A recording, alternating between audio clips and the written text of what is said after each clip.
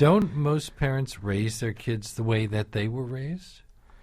I think a lot of parents tell me that they either are doing one of two things. They're sort of following their parents. They feel that was good. Or they're proud to be doing something quite different, which is very often proud to be much more affectionate, praising their kids in a way they weren't praised. They remember that it felt good to be praised. And they're sort of, in many dimensions, doing the opposite of the sort of authoritarian parents that they had. Well, the only way we can even learn to parent usually is to watch what our parents did and either say, I'm going to do that because I think that works, or I'm not going to do that because I think it was a terrible mistake. If you remember that, there's this interesting research on progressive dads, and they were looking at middle school kids, and they were saying, well, which ones act up in class? And then they did polling of their fathers. And there were progressive dads who you would think would have smoked their competition because they were up against sort of these authoritarian fathers and up against really what are deadbeat or distant dads.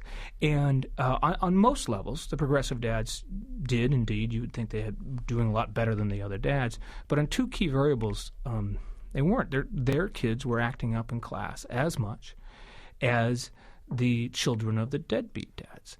And the other kids were scared to act up in class because they were going to be punished when they got home. Well, maybe, but what it seemed to do was about inconsistency of discipline at home. That the progressive dad is a great dad, set up the wear the beanie on the chest and, set up the porta-crib and no problem, change a diaper one-handed. But when it comes to disciplining their child, progressive dads are sort of embarrassed to do it, weren't counting on having to do this as part of fatherhood, and as a result are often very inconsistent. And it's not so much how they discipline as it's the lack of knowing what works. So they're trying everything. So the inconsistency ends up leading to kids who become more socially aggressive. Because the kids are confused. Why this time did he come down hard on me, and the right, and next time let me get away with it? And why did he withdraw this privilege at this point, and then the next time decide he's going to really try to act mad at me to show me that I really did something wrong.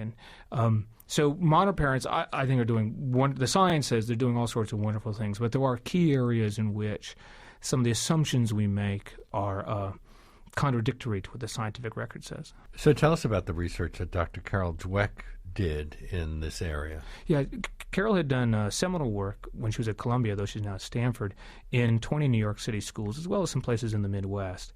And she would do an experiment. She'd pull kids out of the classroom and randomly divide it into groups.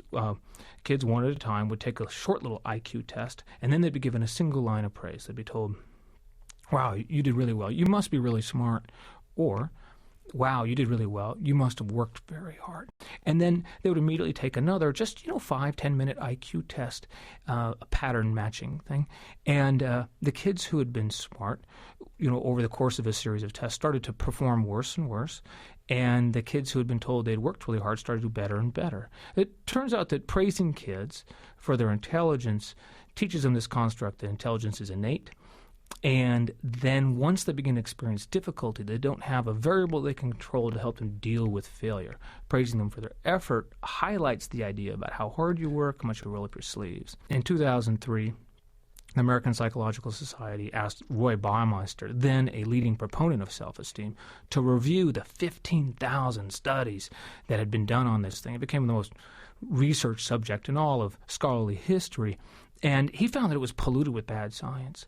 And only 200 of the 15,000 studies had proper control groups or properly measured self-esteem in the first place. Didn't just ask people what they thought of themselves, because then they're like, so high self-esteem people are likely to lie.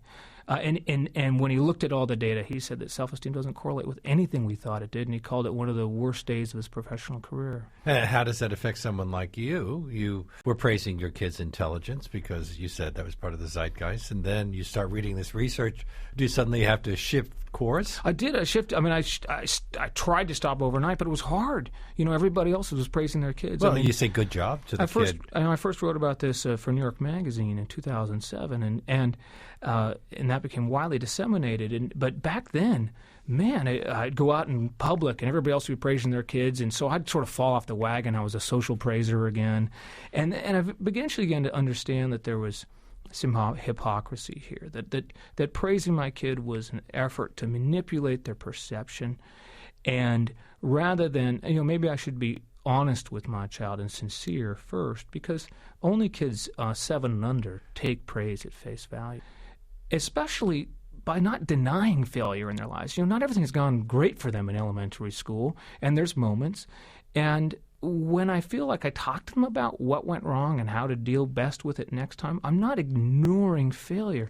Dr. Jennifer Crocker from the University of Michigan says, not talking about failure with our kids leads kids to think that failing is so unacceptable. It's a forbidden topic in the family, and it sets an extremely high agenda for children. When we tell kids they're smart, they get the message that being smart is the only thing that counts, and they become obsessed with manipulating their image of looking smart and be afraid of taking risks that might make them look not smart.